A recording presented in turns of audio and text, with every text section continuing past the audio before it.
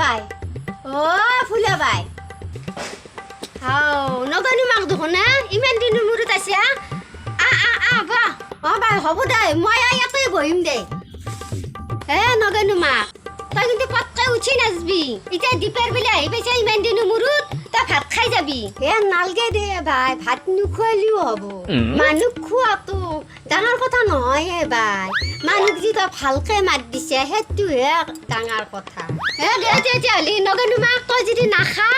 মই হাঁহৰ মাংস আৰু কোমৰাই বৈ থৈ দিছো দহি যাব মই যাওঁ ৰ পাকঘৰত তই ধেত তেৰিকিয়া